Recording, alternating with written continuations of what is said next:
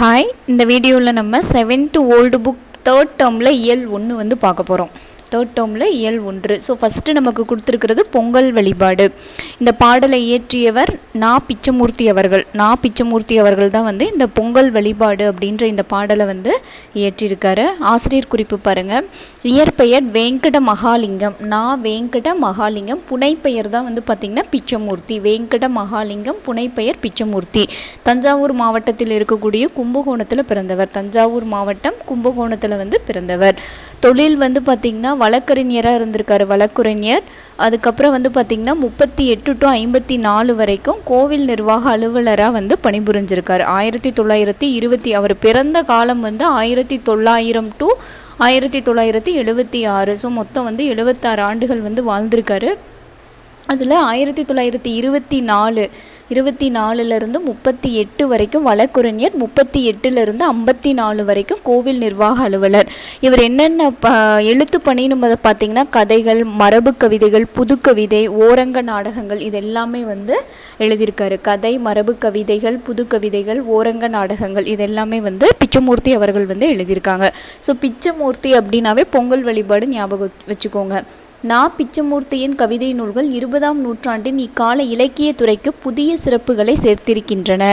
பாரதிக்கு பின் கவிதை மரபில் திருப்பம் விளைவித்தவை இவரது படைப்புகள். ஸோ கொஷினில் வந்து கேட்கலாம், பாரதியாருக்கு பின் கவிதை மரபில் திருப்பம் விளைவித்தவரினுடைய யாருடைய கவிதைகள் அப்படின்னு சொல்லி கொஷினில் வந்து கேட்கலாம். பிச்சமூர்த்தி அவருடைய இயற்பெயர் வந்து வேங்கட மகாலிங்கம். ஏன்னா சில பாடலில் வந்து பார்த்திங்கன்னா சில செயல் பகுதி புக்லேயே வந்து பார்த்திங்கன்னா வேங்கட மகாலிங்கம்னு தான் கொடுத்துருப்பாங்க.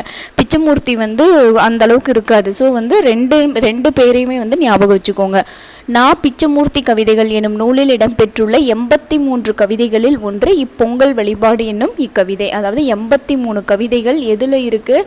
பிச்சமூர்த்தி கவிதைகள் அப்படின்ற அந்த நூலில் இருக்கக்கூடிய 83 கவிதைகளில் இந்த பொங்கல் வழிபாடு அப்படின்ற இந்த கவிதையும் ஒன்று. ஸோ இதில் என்ன சொல்லியிருப்பார் அப்படின்னா, இந்த பொங்கல் வழிபாட்டில் சூரியனை வந்து நம்ம வணங்குகிறோம்.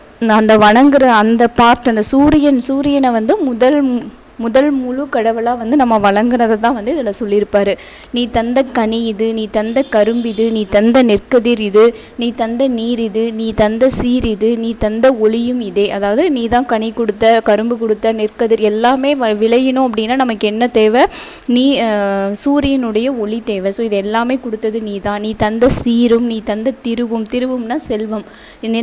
நினைக்கே நிவேதனம் கதிரவா. ஸோ இது எல்லாத்தையும் வந்து நாங்கள் என்ன பண்ணுறோம்? நீ தான் எங்களுக்கு இதெல்லாம் கொடுத்த. நம்ம பொங்கல் வழிபாடு போது என்ன பண்ணுவோம்? கரும்பு வைப்போம், கனிகள் வைப்போம். ஸோ இதெல்லாம் நெல் புது அரிசியில் அந்த புத்தரிசி புது பானையில் நம்ம வந்து பொங்கல் வைக்கிறோம். ஸோ இது எல்லாத்தையும் கொடுத்ததே நீ தான். உனக்கே நாங்கள் என்ன பண்ணிடுறோம்? நிவேதனமாக வந்து கதிரவனாகிய உனக்கு வந்து நிவேதனம் வைக்கிறோம். கனகப்புறவி மேல் கடிகியே வந்திடு கதிரவா எங்கள் கோவே. கோவேனா அரசனே, எங்களுடைய அரசனே, நீ சீக்கிரமாக வா. எது மேலே? புறவி மேலே. புறவினா குதிரை. புறவி அப்படின்னாவே வந்து குதிரை மேலே ஏறி நீ சீக்கிரமாக வா. கடுகி அப்படின்னா விரைந்து சீக்கிரமாக வா. நீ தந்த செல்வத்தை நிவேதனம் செய்பிழை யாம் அறிந்தும் வழிவேறு வணங்க யாம் அறியாது கூவுகின்றோம் கதிரவா கடுகி வருவாய். அதாவது நீ தந்த செல்வத்தை உனக்கே வந்து நிவேதனமாக செய்கிறோம். நாங்கள் ஏதாவது பிழை செஞ்சுருந்தா எங்களை வந்து மன்னிச்சிரு, வணங்க, நாங்கள் அறியாமல் வந்து இதை செஞ்சிட்டோம் அப்படின்னு சொல்லி வேண்டுறோம். நீ என்றி மண்ணுண்டா, விண்ணுண்டா, ஒளியுண்டா, நிலவுண்டா, நீருண்டா, என்னிடம் வாழ்த்து பொருளும் உண்டோ கதிரவா கனி வருவாய். அதாவது கதிரவனே நீ வா. நீ இல்லாமல் மண் இல்லை, விண் இல்லை, ஒளி இல்லை, நிலவு இல்லை, நீர் இல்லை, எதுவுமே இல்லை, நான் வாழ்கிறதுக்கான பொருளும் இல்லை. ஸோ இது எல்லாத்தையும் வந்து கொடுத்ததே வந்து நீ தான். கரும்பும் மனமும் இனிப்பாம் உயிராம் நின்னடி படைத்து விட்டோம் கதிரவா ஏற்று மகிழ்வாய் உயர்ந்தவா உயிரின் முதலே அப்படின்னு சொல்லிட்டு கதிரவனை வந்து வணங்கி சொல்கிறாரு. ஸோ இதை ஒரு டைம் இந்த பொருள் விளக்கம் வந்து படிச்சுக்கோங்க. இதில் திருவுனா என்ன? திருவுனா வந்து செல்வம். நிவேதனம் அப்படின்னா படையல் தான். நிவேதனம், படையல், அமுது அப்படின்னு சொல்லி கொடுத்துருக்காங்க. கனகம்னா வந்து பொன் அப்படின்னு சொல்லி அர்த்தம். கனகம் அப்படின்னா வந்து பொன்.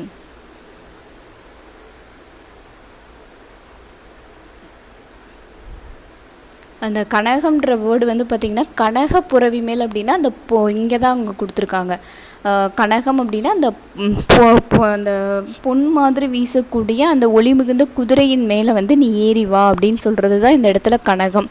கனகம் அப்படின்றது பொன், புறவினா குதிரை, கோனா அரசன், கடுகினா வந்து விரைந்து. கனகம் என்பதன் பொருள், கனகம் அப்படின்னா பொன், புறவினா குதிரை. அடுத்து உழவின் சிறப்பு. ஸோ இப்போ வந்து ஃபஸ்ட்டு பாடல் வந்து பார்த்திங்கன்னா பொங்கல் வழிபாடு பார்த்தோம். பொங்கல் வழிபாடுனொன்னையே உங்களுக்கு யார் ஞாபகம் வரணும்? பிச்சமூர்த்தி, அப்படி இல்லைன்னா வெங்கடசாமி அவர் தான் வந்து ஞாபகம் வரணும். அதே மாதிரி ஒரு உழவனினுடைய சிறப்பை வந்து சொன்ன பாடல் வந்து நம்ம எங்கே படித்தோம் ஞாபகம் வந்தால் கம்பர் தான் உங்களுக்கு ஞாபகம் வரணும். ஸோ வந்து கம்பர் வந்து இதில் வந்து சொல்லியிருப்பார். ஃபஸ்ட்டு ஆசிரியர் குறிப்பு பார்த்துடலாம். இயற்பெயர் கம்பர். பிறந்த ஊர் வந்து பார்த்திங்கன்னா தேரெழுந்தூர். தேரெழுந்தூர் மயிலாடுதுறைக்கு அண்மையில் உள்ளது. தேரெழுந்தூரில் பிறந்தார், மயிலாடுதுறைக்கு அருகில் உள்ளது. இவரை ஆதரித்தவர் வந்து சடையப்ப வள்ளல். சடையப்ப வள்ளல் தான் வந்து கம்பரை ஆதரித்தவர். ஸோ கொஷினில் வந்து கேட்கலாம், கம்பரை ஆதரித்த வள்ளல் யார் அப்படின்னு சொல்லி கேட்கலாம். சடையப்ப வள்ளல். இவர் எழுதிய நூல்கள் கம்ப ராமாயணம், சடகோபரந்தாதி, ஏர் எழுபது, சிலை எழுபது, திருக்கை வழக்கம், சரஸ்வதி அந்தாதி. ஏர் எழுபது, சிலை எழுபதுன்னு ஒன்று இருக்குது. ஸோ இதெல்லாம் வந்து இவர் எழுதிய நூல்கள். கம்ப ராமாயணம், சடகோபரந்தாதி, ஏர் எழுபது, சிலை எழுபது, சரஸ்வதி அந்தாதி, திருக்கை வழக்கம். சிறப்பு வந்து பார்த்திங்கன்னா இவர் என்னென்னு சொல்லுவோம், கல்வியில் பெரியவர் கம்பர். கல்வியில் பெரியவர் கம்பர் அப்படின்னு சொல்லுவோம். கம்பன் வீட்டு கட்டுத்தறியும் கவிபாடும். கம்பனினுடைய கட்டுத்தறி கூட, மாடு கட்டக்கூடிய அந்த கட்டுத்தறி கூட கவிபாடும் அப்படின்னு சொல்லி இவரை சிறப்பாக வந்து நம்ம அழைப்போம். காலம் வந்து பார்த்திங்கன்னா 12ஆம் நூற்றாண்டை சார்ந்தவர். 12ஆம் நூற்றாண்டை வந்து சார்ந்தவர். பாடல் பாருங்க, ரொம்ப ஈஸி தான். மேலி பிடிக்கும் கை, வேல்வேந்தர் நோக்கும் கை, ஆழி தரித்தே அருளும் கை, சூழ்வினையை நீக்கும் கை, என்றும் நிலைக்கும் கை, நீடூழி காக்கும் கை, காராளர் கை. காராளர்னா உழவர். ஸோ வந்து உழவரினுடைய கை தான் வந்து பார்த்திங்கன்னா சிறப்பான கை அப்படின்னு சொல்லியிருக்காங்க. மேலி பிடிக்கும் கை அப்படின்னா அந்த ஏரை வந்து பிடிக்கக்கூடிய கை. மேலி அப்படின்னா அந்த ஏர் பிடிக்கக்கூடிய அந்த கை. வேல்வேந்தர் கை, அந்த மன்னன், அந்த வேல்வேந்தராகிய மன்னனே வந்து நோக்கக்கூடிய கை தான் வந்து உழவனினுடைய கை. ஆழி தரித்தே அருளும் கை. ஆழினா வந்து என்னது? மோதிரம் அணியக்கூடிய, மோதிரம் அணிந்து அருளக்கூடிய கை. அது சூழ்வினையை நீக்கும் கை. சூழ்வினைனா வந்து வறுமை துன்பத்தை வந்து நீக்கக்கூடிய கை. என்றும் நிலைக்கும் கை, எப்போவுமே நிலைச்சிருக்கக்கூடிய கை. நீடூழி காக்கும் கை, அதுதான் நம்மளை காக்கும். அந்த கை எந்த கை அப்படின்னா காராளர் கை. அந்த உழவனினுடைய கைக்கு வந்து வேல்வேந்தரே வந்து அவனை தான் அந்த உழவரைத்தான் வந்து நாடி இருக்கணும்.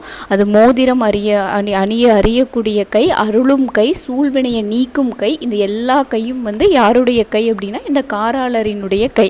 காராளர் அப்படின்னா வந்து உழவர், இந்த உழவரினுடைய கை. ஸோ இது ரொம்ப ரொம்ப இம்பார்ட்டண்ட்டான பாடல். மேலி அப்படின்னா கலப்பை. மேலி அப்படின்னா வந்து பார்த்திங்கன்னா கலப்பை.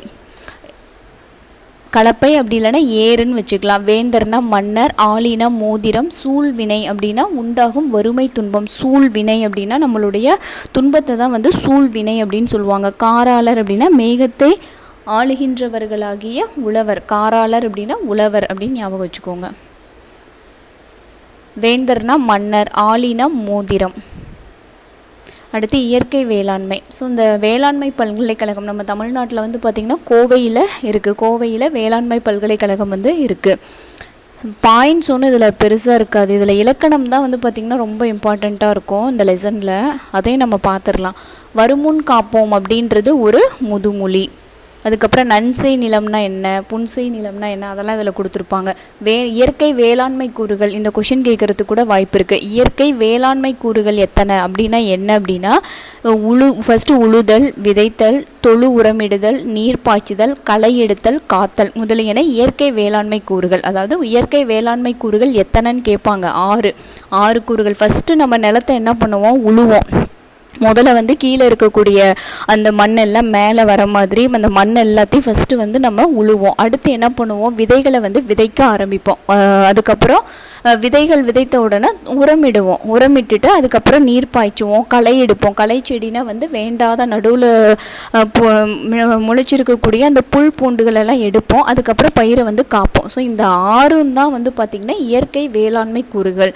ஸோ இயற்கை வேளாண்மை கூறுகள் மொத்தம் 6: உழுதல், விதைத்தல், தொழு உரமிடுதல், நீர் பாய்ச்சுதல், களை எடுத்தல், காத்தல்.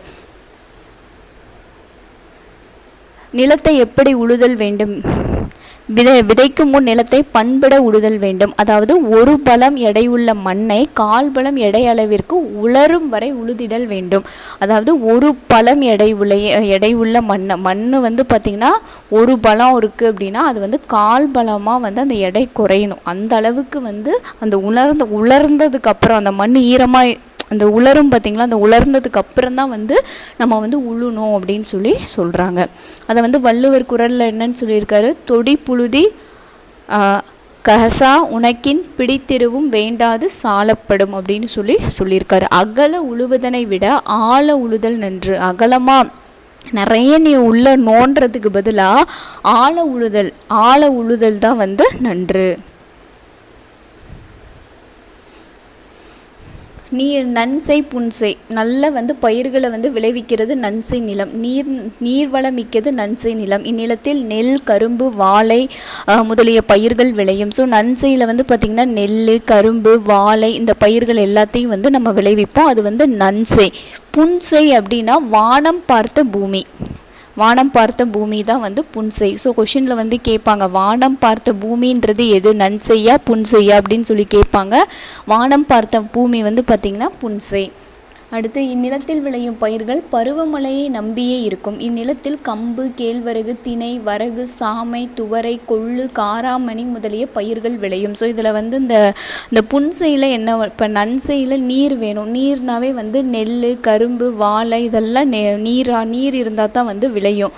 ஆனால் வந்து இந்த புன்செய் அப்படின்றது வந்து பார்த்திங்கன்னா வானம் பார்த்த பூமி. அதாவது கம்பு, கேழ்வரகு, திணை, வரகு, சாமை, துவரை, கொள்ளு, காராமணி இதெல்லாம் வந்து பார்த்திங்கன்னா மழையை நம்பி வாழும். ஸோ வந்து தண்ணி இல்லாமல் இருக்கும் அப்படின்றது அர்த்தம் இல்லை. இந்த புன்செய் அப்படின்றதுக்கு மழையை நம்பி வாழக்கூடிய பயிர்கள். அடுத்து பருவத்தை பயிர் செய், ஆடிப்பட்டம் தேடி விதை. இதெல்லாம் வந்து பார்த்திங்கன்னா பழமொழி. ஸோ ஆடிப்பட்டம், பருவத்தை பயிர் செய், ஆடிப்பட்டம் தேடி விதை இது எல்லாமே வந்து பார்த்திங்கன்னா பழமொழிகள். ஸோ இது எப்படி விதைகளை வந்து பயன்படுத்தணும் அப்படின்னு கொடுத்துருக்காங்க. விதை நெல்லை முதலில் நாற்றங்காலில் விதைத்து 21 நாள் முதல் 25 நாள் வரை வளர்ப்பர். ஸோ வந்து நாற்று நடுவாங்க, கேள்விப்பட்டிருப்பீங்கன்னு நினைக்கிறேன். ஸோ நாற்று நட்டுட்டு அதுக்கப்புறம் தான் என்ன பண்ணுவாங்கன்னா நடுவாங்க. சேத்து நிலத்தில் போயிட்டு என்ன பண்ணுவாங்கன்னா இது பண்ணுவாங்க. ஸோ இப்போ அந்த விதை நெல்லை வந்து பார்த்திங்கன்னா நாற்றங்காலில் விதைச்சு 21 நாள் கழித்து 21லேருந்து 24 வரை வந்து வளர்ப்பாங்க. அதுக்கப்புறம் தான் வந்து அது நெல்மணிகளாக வந்து வளர ஆரம்பிக்கும். அடுத்து கரும்பும் வாழை வந்து கரும்பை வெட்டி கணுக்களாக வைப்பாங்க. அந்த கணுன்றது இதுதான். ஸோ அந்த ஒவ்வொரு கணுவாக வந்து வெட்டி வச்சு அதை வந்து கொண்டு வருவாங்க. வாழை வந்து கன்று ஈனும். ஸோ வந்து கன்றை கொண்டு போய் வச்சோம் அப்படின்னா வாழை மரம் வந்து வரும். இதில் வந்து பாருங்கள், இந்த எந்தெந்த பயிருக்கு எவ்வளவு வந்து இடம் இருக்கணும், இடைவெளி வந்து எவ்வளவு இருக்கணும். நெல்லுக்கு நண்டு சைஸில் இது இருந்தால் போதும், அது நெல்லுக்கு நண்டோட. கரும்புக்கு ஏரோட அளவுக்கு வந்து கரும்புக்கு வந்து இடம் இருக்கணும். வாழைக்கு வந்து பார்த்திங்கன்னா வண்டியோட, தென்னைக்கு தேரோட. ஸோ இது ரொம்ப ரொம்ப இம்பார்ட்டன்ட். எவ்வளவு தூரத்தில் அந்த நெல்மணிகளை வந்து வைக்கணும் அப்படின்னா நெல்லுக்கு நண்டோட, கரும்புக்கு ஏரோட, வாழைக்கு வண்டியோட, தென்னைக்கு தேரோட. அடுத்து இந்த உரங்கள் பற்றி சொல்லியிருப்பாங்க. ஸோ இந்த காலத்தில் வந்து யூரியா, பாஸ்பேட்டு, பொட்டாசியம் இதெல்லாம் நம்ம யூஸ் பண்ணுறோம். அப்போ வந்து என்ன பண்ணாங்கன்னா தொழு உரங்களை தான் வந்து பயன்படுத்தினாங்க. அந்த தொழு உரம்னா என்ன, தொழு உரங்கள் என்றால் என்ன? இலைத்தலைகள், ஆட்டு எரு, மாட்டு எரு, கடலை பின்னாக்கு, வேப்பம் பின்னாக்கு, இலுப்பம் பின்னாக்கு என பல இயற்கை உரங்கள் உள்ளன. இவற்றை தொழு உரங்கள் என்பர். ஸோ வந்து தொழு உரம் அப்படின்னா இலைத்தலை, ஆட்டு எரு, மாட்டு எரு, கடலை பின்னாக்கு, வேப்பம் பின்னாக்கு, இலுப்பம் பின்னாக்கு இதெல்லாம் சேர்ந்தது தான் வந்து பார்த்திங்கன்னா இயற்கை உரங்கள். இயற்கை வேளாண்மைனா என்ன, அங்கக வேளாண்மை அப்படின்னா என்னன்னு கேட்குறாங்க. இப்போ வந்து கொஷினில் அங்கக வேளாண்மை அப்படின்னு சொல்லி கொடுத்துட்டாங்கன்னா ஏதோ நமக்கு தெரியாத ஒரு கொஷினை வந்து கேட்டுட்டாங்கன்னு நம்ம நினைக்கக்கூடாது. ஸோ அங்கக வேளாண்மை அப்படின்னாலும் இயற்கை வேளாண்மை அப்படின்னாலும் ரெண்டுமே வந்து ஒன்று தான். அங்கக வேளாண்மை அப்படின்னாலும் இயற்கை வேளாண்மைனாலும் ஒன்று தான். உரம், பூஞ்சனா கொல்லி மருந்துகளை பயிர்களுக்கு பயன்படுத்தாமல் உணவு உற்பத்தி செய்வது. ஸோ வந்து அந்த செயற்கை உரம், அந்த செயற்கையான உரம், பூச்சி இதெல்லாம் வந்து பயன்படுத்தாமல் இயற்கையான முறையில் வந்து உணவு உற்பத்தி செய்கிறது தான் வந்து இயற்கை வேளாண்மை அப்படின்னு சொல்கிறோம். அங்கக சான்றளிப்புனா என்ன? அங்கக சான்றளிப்பு, அங்கக வேளாண்மை பார்த்தோம். அதுக்கான சான்று இயற்கை அல்லது அங்கக பண்ணையத்திற்கு சான்று வழங்கும் நிறுவனத்தினர் ஆய்வு செய்து தகுதி இருப்பின் பண்ணைக்கு சான்று வழங்குவது. ஸோ அந்த நிறுவனம் வந்து தகுதியானதா அப்படின்னு சொல்லி பார்த்துட்டு அதுக்கு வந்து சான்று வழங்குவது. பஞ்சகவ்யம், பாஞ்ச் ஹிந்தியில் சொல்லுவோம். பாஞ்ச் அப்படின்னா 5. அப்போ அந்த பஞ்சகவ்யம் அப்படின்றது 5 பொருட்கள், பசுவிடம் இருந்து கிடைக்கக்கூடிய அந்த 5 பொருட்கள், கோமயம், சாணம், பால், தயிர், நெய், இந்த 5 பொருட்களை வந்து கலந்து செய்யக்கூடியது தான் வந்து பஞ்சகவ்யம். கோமயம், சாணம், பால், தயிர், நெய், இது எல்லாத்தையும் சேர்த்து செய்யக்கூடியது தான் வந்து பஞ்சகவ்யம் அப்படின்றது. இதை வந்து பயன்படுத்துறதுனால புழுப்பூச்சிகள்லாம் வந்து பயிர்களை வந்து நெருங்காது. இது தவிர வந்து நம்ம மேலேயே பார்த்தோம், அந்த தொழு உரங்கள், வேப்பம் பிண்ணாக்கு, கடலை பிண்ணாக்கு, இழுப்பும் பிண்ணாக்கு, இதெல்லாம் சேர்த்து உரமாக வந்து பயன்படுத்துவாங்க. பயிரிடும் முன் சணப்பை, அவுரி, கொழுஞ்சி, தக்கை பூண்டு முதலியவற்றை வளர்த்து அவற்றை அப்படியே உழுது தலையுரமாக பயன்படுத்துவார். ஸோ இந்த தலையை வந்து இந்த அவுரி இதெல்லாம் இந்த செடியெலாம் வளர்த்தி அதையே வந்து தலையுரமாக வந்து பயன்படுத்துவாங்க. அந்த தலையவே வந்து என்ன பண்ணுவாங்கன்னா உரமாக பயன்படுத்துவாங்க. ஸோ கொஷினில் வந்து எப்படி கேட்கலாம், தலை உரமாக பயன்படுத்தக்கூடிய செடி வகைகள்லாம் என்னென்னு சொல்லி கூட கேட்கலாம். ஸோ சணப்பை, அவுரி, கொழுஞ்சி, தக்கை பூண்டு, சணப்பை, அவுரி, கொழுஞ்சி, தக்கை பூண்டு, ஸோ இதெல்லாம் வந்து தலை உரமாக பயன்படும். இதனால் வந்து மண்ணின் வளம் கெடாமல் பேணி பாதுகாப்பதோடு பயிர்களும் நன்கு வளரும். அடுத்து களை எடுத்தல்னா என்ன? களை எடுத்தல்னா என்ன? வேண்டாத செடிகளை வந்து நீக்கிறது தான் வந்து களை எடுத்தல். காப்பு என்றால், காப்புனா என்ன? காப்பு அப்படின்னா காக்கிறது, பயிர்களை வந்து பூச்சிகள் நெருங்காத வண்ணம், அதை வந்து ஆடு மாடுகள்லாம் வந்து மேயாத வண்ணம் அதை வந்து பாதுகாக்கிறது. கேட்காத கடனும் பார்க்காத பயிரும் பால் அப்படின்றது நம்மளுடைய முன்னோர்களினுடைய வாக்கு. கேட்காத கடனை கேட்காம இருந்தாலும் பார்க்காத பயிரை வந்து பார்க்கலினாலும் எல்லாமே பால் தான். அந்த பால் வீணாக போகிறது, அந்த பாலுக்கு எந்த லா பாருங்கள், சிறப்பு லாவை தான் யூஸ் பண்ணியிருக்காங்க. அடுத்து நோயற்ற வாழ்வே குறைவற்ற செல்வம், இதெல்லாம் பழமொழி. உணவே மருந்து மருந்தே உணவு அப்படின்றது முதுமொழி பாருங்கள். உணவே மருந்து, நோயற்ற வாழ்வே குறைவற்ற செல்வம், இங்கிலீஷில் ஹெல்த் இஸ் வெல்த் அப்படின்னு சொல்லுவோம். அப்போ அது வந்து பழமொழி. நோயற்ற வாழ்வே குறைவற்ற செல்வம் அப்படின்றது பழமொழி. ஆனால் உணவே மருந்து மருந்தே உணவு அப்படின்றது முதுமொழி. வேளாண் பல்கலைக்கழகம் உள்ள இடம் கோவை. வேளாண் தொழிலில் உள்ள கூறுகள் 6. ஸோ வந்து அந்த உழுதல், அந்த 6 கூறுகள் பார்த்தோம். உழுதல், விதைத்தல், பயிரிடுதல், இதெல்லாம் சேர்த்து மொத்தம் 6 கூறுகள். வானம் பார்த்த பூமி புன்சை. ஸோ இதில் என்னென்னலாம் விளையும் அதெல்லாம் நமக்கு நல்லா தெரியணும். புன்சை நிலத்தில் என்னென்னலாம் விளையக்கூடிய பயிர்கள்லாம் என்ன? இந்த இந்த கம்பு, கேழ்வரகு, திணை, வரகு, சாமை, துவரை, கொள்ளு, காராமணி, இதெல்லாம் அந்த என்ன சொல்கிற அந்த பருப்பு வகைகள் மாதிரி சார்ந்தது எல்லாமே வந்து பார்த்திங்கன்னா திணை வகைகள் எல்லாமே வந்து வானம் பார்த்த பூமியில் தான் வந்து வரும்.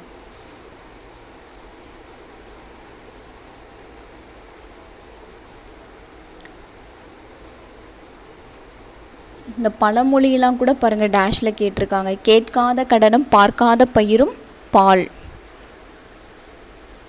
பஞ்சகவ்யம் என்பது 5 பொருட்களால் ஆனது. அந்த 5 பொருட்களும் தெரியணும். கோமியம், சாணம், அப்புறம் நெய், பால், தயிர். ஸோ மொத்தம் 5 பொருட்களால் ஆனது. அந்த இடைவெளிகள் பாருங்கள். நெல் நண்டோட, நான் ஞாபகம் வச்சுக்கோங்க. நெல் நண்டோட, கரும்பு ஏரோட, வாழை வண்டியோட, வா, தென்னை தேரோட.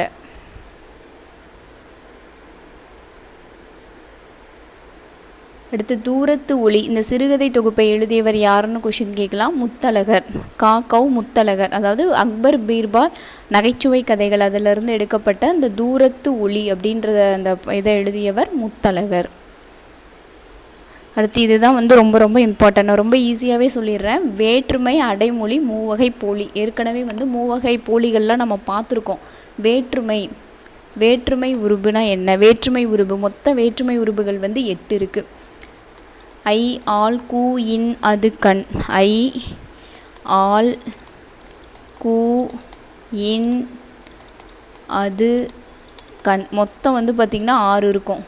முதல் வேற்றுமைக்கும் இந்த ஃபஸ்ட்டு பிளேஸும் 8வது பிளேஸும் வந்து இருக்காது. இது ரெண்டும் வந்து உருபு கிடையாது, உருபுகள் வந்து கிடையாது. முதல் வேற்றுமைக்கும் 8வது வேற்றுமைக்கும் உருபுகள் கிடையாது. வேற்றுமை உருபுகள் மொத்தம் வந்து பார்த்திங்கன்னா 8. ஸோ பார்க்கலாங்களா? பாருங்க, பெயர் சொல்லின் பொருளை வேறுபடுத்துவது வேற்றுமை எனப்படும். ஒரு பெயர் சொல்லோட பொருளை வேறுபடுத்துவது, பொருள் தனியாக பெயர் சொல் தனியாக, அதை வேறுபடுத்தி காமிக்கிறது தான் வந்து வேற்றுமை எனப்படும். பெயர் சொல்லின் பொருளை வேறுபடுத்துவது வேற்றுமை எனப்படும். பெயர் சொல்லின் இறுதியில் அமைந்து பொருள் வேறுபாட்டை செய்யும் உருபுகளை வேற்றுமை உருபுகள் என்கிறோம். அதாவது அந்த பெயர் சொல்லின் இறுதியில் ராமனை கண்டான், ஐ பாருங்க இந்த இடத்துல மறைஞ்சிருக்கு. ஸோ அந்த பெயர் சொல்லின் இறுதியில், அதுதான் இங்கே சொல்லியிருக்காங்க, பெயர் சொல்லின் இறுதியில் அமைந்து பொருள் வேறுபாட்டை செய்யும் உறுப்புகள் டேஸ் என்று அழைக்கப்படுகின்றன. ராமனை கண்டான், ஐ 2ஆம் வேற்றுமை உருபு. முதல் வேற்றுமைக்கு உருபு இல்லை, அதுக்கு எழுத்து எதுவுமே இல்லை. முதல் வேற்றுமைக்கும் 8ஆம் வேற்றுமைக்கும் ஐ அப்படின்றது 2ஆம் வேற்றுமை. அப்போ ராமனை கண்டான், ஐ ஆள், ராமனால் நடந்தது, ஆள் ராமனால், அங்கே ஆள். அடுத்து ஐ ஆள் கூ, ராமனுக்கு நடந்தது, கூ, அது வந்து 4வது வேற்றுமை உருபு. ஸோ இந்த மாதிரி வரிசையாக வருது. அந்த பெயர் சொல்ல அந்த உருபு வந்து இணைஞ்சிருக்கும், அதுதான் வந்து வேற்றுமை உருபு. புரியும் நான் நினைக்கிறேன். இதில் கொடுத்துருக்காங்க பாருங்கள், முதல் வேற்றுமை, 2ஆம் வேற்றுமை, 3ஆம் வேற்றுமை, 4, 5, 6, 7, 8 மொத்தம் வந்து எண் வகைப்படும். ஸோ 8 வகைப்படும். இதில் முதல் வேற்றுமைனா என்ன?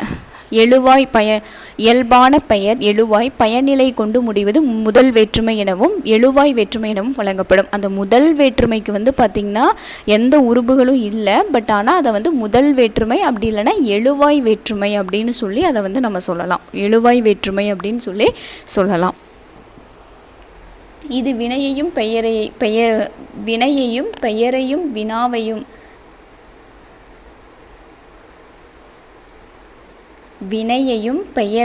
வினாவையும் பயனிலையாக கொண்டு முடியும். இந்த முதல் வேற்றுமை வந்து பார்த்திங்கன்னா வினைனா செயலை வந்து ஒரு பயனிலைனா வந்து அந்த இறுதி சொல், அந்த பயனிலையை வந்து கொண்டு முடியும்.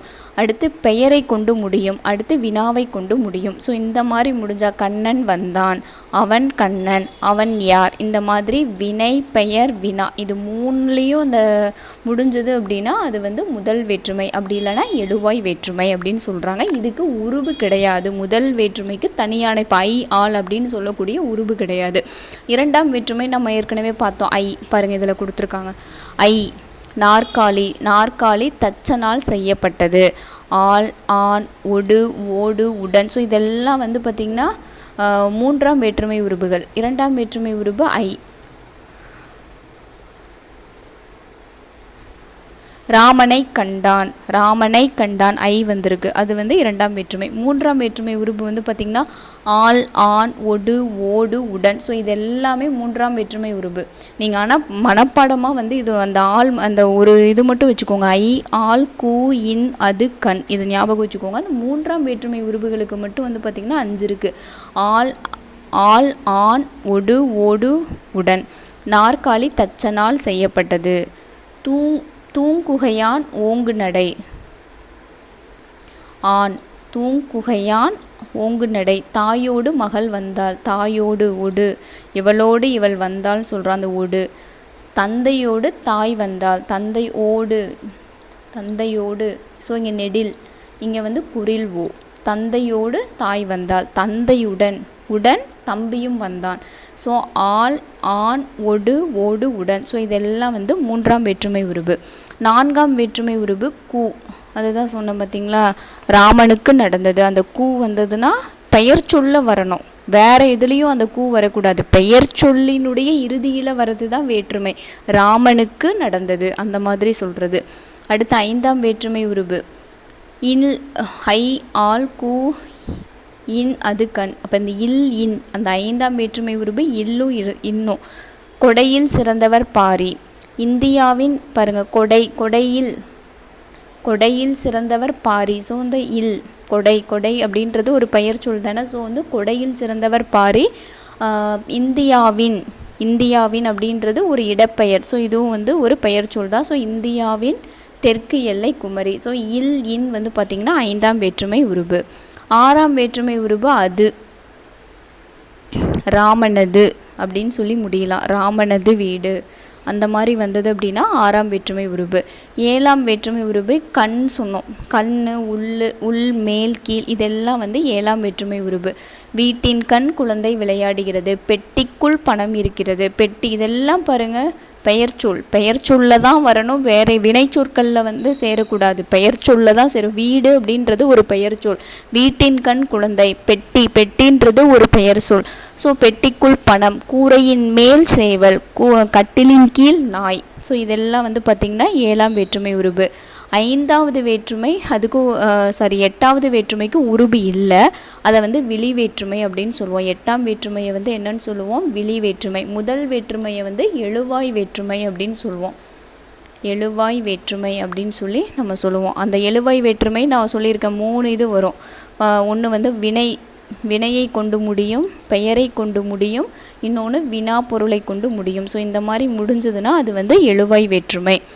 விழி வேற்றுமை அப்படின்றது 8ஆம் வேற்றுமை. கந்தன், கந்தா, வா அப்படின்னு சொல்லி அந்த பெயர் சொல் வந்து நீண்டு வரும். நீண்டு வந்ததுன்னா அது வந்து விழி வேற்றுமை. அமுதா டேஸ் எழுதினாள். அமுதா பாடத்தை எழுதினாள். ஸோ இங்கே 2ஆம் வேற்றுமை உருபு. முருகன் டேஸ் உயர்ந்தான். உழைப்பால், ஆள் வந்திருக்கு. ஸோ இது 3ஆம் வேற்றுமை உருபு. பண்டைய மன்னர்கள் தமிழ் டேஸ் பாடுபட்டனர். பண்டைய மன்னர்கள் தமிழ் வளர்ச்சிக்கு கூ 4ஆம் வேற்றுமை.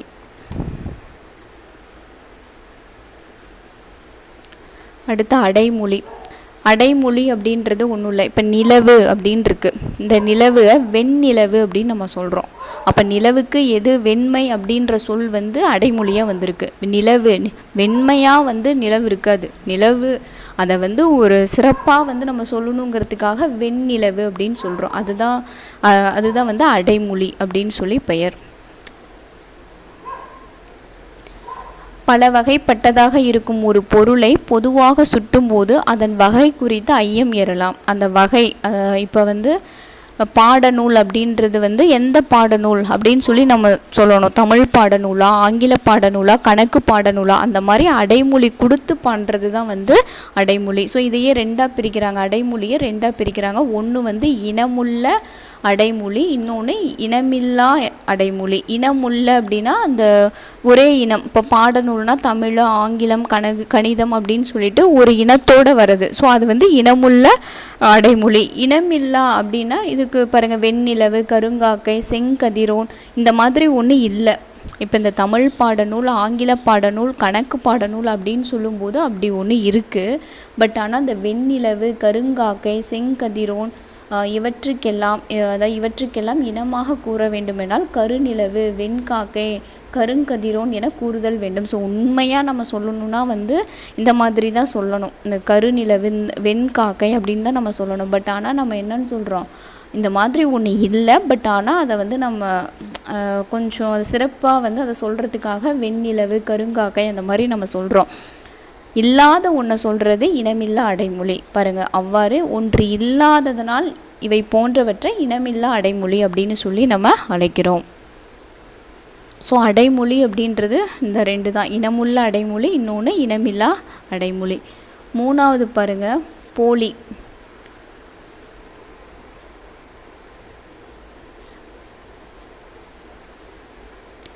போலினா என்ன? ஒரு சொல்லில் முதலில் உள்ள எழுத்தோ, இடையில் உள்ள எழுத்தோ, இறுதியில் உள்ள எழுத்தோ மாறுபட்டாலும் பொருள் மாறுபடாது இருப்பின் அது போலி எனப்படும். நீ எந்த எழுத்தை வேணாலும் மாற்றிக்கலாம், முதல்ல, இடையில, இறுதியில். பட் ஆனால் அதனோட பொருள் வந்து மாறுபடக்கூடாது. பொருள் மாறுபட்டுச்சு அப்படின்னா அது போலி கிடையாது. பொருள் மாறுபடாமல் எழுத்துக்கள் மட்டும் மாறுபட்டுச்சு அப்படின்னா அது வந்து போலி எனப்படும். பொருள் மாறுபடக்கூடாது, எழுத்துக்கள் மட்டும் மாறுபடணும். அதில் முதல் எழுத்து மாறுபட்டது அப்படின்னா அது முதல் போலி. நடுவில் இருக்கக்கூடிய எழுத்து மாறுபட்டால் இடைப்போலி. இறுதியில் இருக்கக்கூடிய எழுத்து மாறுபட்டால் இறுதி போலி. ஸோ போலி வந்து 3 வகைப்படும். போலி வந்து பார்த்திங்கன்னா 3 வகைப்படும். ஃபஸ்ட்டு வந்து பாருங்கள், இந்த மஞ்சு அப்படின்றத மைஞ்சுன்னு சொல்லலாம், மயல் அப்படின்றத மையல் அப்படின்னு சொல்லலாம். அந்த ஃபஸ்ட்டு எழுத்து மட்டும்தான் வந்து பார்த்திங்கன்னா மாறி இருக்குது. அப்போ முதல் எழுத்து மாறுபட்டால் அது வந்து முதற்போலி அப்படின்னு சொல்லுவாங்க. இதுலேயே முதற்போலி அப்படின்னு சொல்லலாம். இதுலேயே பாருங்கள் முதர்ன்னு இருக்குது. ரெண்டுமே ஒரே மீனிங், ஆனால் இறுதி எழுத்து மாறி இருக்குது. இப்போ இறுதி எழுத்து மாறி இருந்துச்சுன்னா இறுதி போலி, அவ்வளோதான். அடுத்து இடையில் இருக்கக்கூடியது முரசு, முரைசு, இளஞ்சி, இளைஞ்சி அப்படின்னு சொல்லி வருது. ஸோ வந்து இடையில் இருக்கக்கூடிய எழுத்து மாறுபட்டால் அது இடைப்போலி. ஒரு சொல்லில் ஈற்றெழுத்து மாறினாலும் பொருள் மாறுபடாது இருப்பது இறுதிப்போலி. அதாவது ஈற்றெழுத்துனா கடைசி எழுத்து மாறுபட்டாலும் அந்த பொருள் மாறுபடாமல் இருக்கிறது இறுதிப்போலி. அடுத்து இதில் போலி அப்படின்றது இந்த 3 தான். அதில் முற்றுப்போலி ஒன்றுன்னு இருக்குது. முற்றுப்போலி அப்படின்னா எல்லா எழுத்துமே மாறுபடுறது முற்றுப்போலி. 5 ரூபா, 5 ரூபான்னு சொல்லுவோம். ஸோ 5 அந்த மாதிரி அனைத்து எல்லா எழுத்துக்களுமே, இந்த 3 எழுத்துக்களுமே வந்து மாறுபட்டது அப்படின்னா அது வந்து முற்றுப்போலி. ஸோ இதில் 3 டாப்பிக்குமே ரொம்ப ரொம்ப இம்பார்ட்டண்ட். அடைமொழி, போலி, இன்னொன்று வந்து பார்த்திங்கன்னா வேற்றுமை உருபு. அந்த வேற்றுமை உருபு ரொம்ப ரொம்ப இம்பார்ட்டண்ட். அதை நான் தனியாக வந்து இலக்கணம் நடத்தும் போதும் நம்ம பார்க்கலாம் அதை மறுபடியும் கூட. அடுத்து பிறமொழி சொல் தமிழ் சொற்கள், இதுவும் கேட்பாங்க. அனுமதி பெறுதல் அப்படின்னா இசைவு, ஆதவன்னா சூரியன், கதிரவன் இதெல்லாம் சொல்லலாம். ஆரம்பம், தொடக்கம். ஆஸ்தி அப்படின்னா சொத்து. இம்சை துன்பம். இருதயம் நெஞ்சகம். ஈசன் இறைவன். உபசரித்தல் விருந்தோம்பல். உபயம் திருப்பணியாளர் கொடை. உபயம் செய்தல்னு சொல்லி கோவில் எழுதியிருப்பாங்க. திருப்பணியாளர் கொடை கொடுக்கறது, நம்ம கொடையாக வந்து வழங்குறது. உஷார் அப்படின்னா விழிப்பு. யதார்த்தம்னா இயல்பு. ஐதீகம் அப்படின்னா உலக வழக்கு, இல்லைனா வழக்குன்னு சொல்லலாம். ஐதீகம் அப்படின்னா உலக வழக்கு. காகிதம்னா தாள். கிரீடம்னா மணிமுடி. குபேரன்னா பெரும் செல்வன்.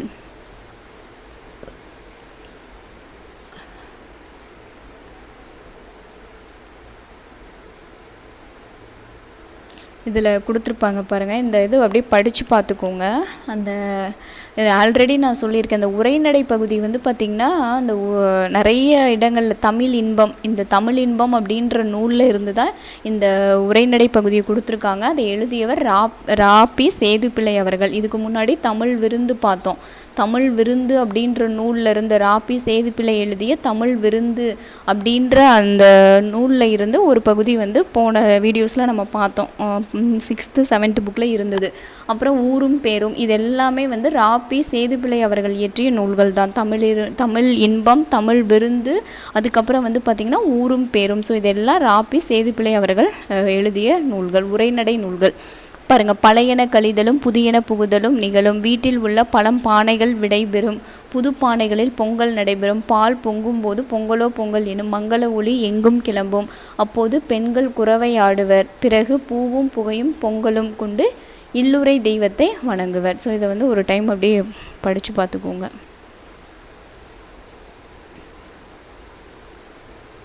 இதில் பாருங்கள், இந்த புனல் விழா. புனல்னா வந்து நீர், மழை நீர் இதெல்லாம் சொல்லலாம். புனல் விழா எங்கே நடைபெற்றது அப்படின்னு சொல்லி கேட்கலாம். காவிரி ஆற்றின் இரு கரைகளிலும் வாழ்ந்த சோழ நாட்டு மக்கள். காவிரி ஆற்றை ஒட்டி வாழ்ந்த அந்த சோழ நாட்டு மக்கள் தான் வந்து இந்த புது வெள்ளம் வரும்போது, அந்த ஆற்றுல புது வெள்ளம் வரும்போது புனல் விழா கொண்டாடி மகிழ்வர். விழா நடைபெறும் என்று ஆற்றலும் ஆண்மையும் மிக்க இளைஞர் பலர் அந்த நீரில் வந்து குதித்து ஆடி மகிழ்வாங்க. அதை வந்து அந்த மன்னன்லேருந்து மக்கள் வரைக்கும் எல்லாருமே பார்ப்பாங்க. ஆற்றின் கரைக்கண் அமைந்த அரண்மிக்க அழகிய இடங்களில் இருந்து கண்டு மகிழ்வர். இவ்வாறு புனல் விழா நடைபெறும் இடங்களில் ஒன்று. இந்த மாதிரி புனல் விழா நடைபெறக்கூடிய இடம் எதுன்னு கொஷினில் கேட்பாங்க. ஸோ சோழ நாட்டில் நடக்கும். அதில் ஒரு இடம் எது அப்படின்னா சோழ நாட்டில் தானே காவிரி பூம்பட்டினம் இருக்குது. ஸோ காவிரி பூம்பட்டினத்திற்கு அண்மையில் உள்ள கலார் பெருந்துறை. ஸோ இதுதான் ரொம்ப இம்பார்ட்டன்ட். கலார் பெருந்துறை அப்படின்ற அந்த ஊரில் வந்து நடக்கும். காவிரி பூம்பட்டினத்திற்கு அண்மையில் உள்ள கலார் பெருந்துறை அப்படின்ற இடத்துல தான் இந்த புனல் விழா நடைபெறும். இத்துறையில் பாயும் காவிரியாறு ஆற்றலோடு கரைகளை மோதி அழிக்கும். ரொம்ப ஸ்பீடாக அந்த கரையை கூட அழிக்கக்கூடிய அளவுக்கு போகும். ஆற்றுப்புனல் மோதி கரைகளை அழிப்பினும் அழிவுறாமல் வானுற வளர்ந்த மருத மரங்கள் நிறைந்தது அத்துறை. இந்த கலார் பெருந்துறையில் என்ன மரங்கள் நிறைந்து காணப்படும் அப்படின்னா மருத மரங்கள் நிறைந்து காணப்படும். இத்துறைக்கு சேர நாட்டு தலைவன் ஆட்டனத்தி புனல் ஆடி புகழ் சேர்த்தான். எந்த மன்னன் புகழ் சேர்க்கிறான்? சேர நாட்டு மன்னன். ஆனால் நடக்கிறது சோழ நாட்டில். ஆனால் சேர நாட்டு மன்னன் வந்து புகழ் சேர்க்கிறான். ஸோ இது எந்த நூலில் இருக்குது அப்படின்னா சங்கத்தமிழ் புலவர் வரிசை அப்படின்ற நூலில் கோவிந்தன் அப்படின்றவர் வந்து எழுதியிருக்காரு.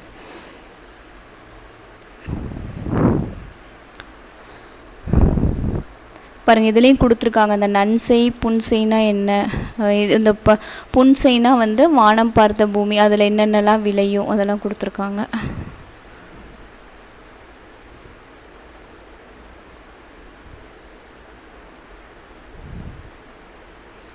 பொங்கல் வழிபாடு இந்த பாடலை எழுதியவர் பிச்சமூர்த்தி அவர்கள். உளவின் சிறப்பு கம்பர். தூரத்து ஒளி அந்த அக்பர் மற்றும் பீர்பால் நகைச்சுவை கவிதைகள் அப்படின்ற அந்த நூலில் தூரத்து ஒளி அப்படின்ற எழுதியவர் முத்தழகர். விழி வேற்றுமை எது? விழி வேற்றுமை அப்படின்றது எட்டாம் வேற்றுமை. எழுவாய் வேற்றுமை அப்படின்றது முதல் வேற்றுமை, மறக்கக்கூடாது.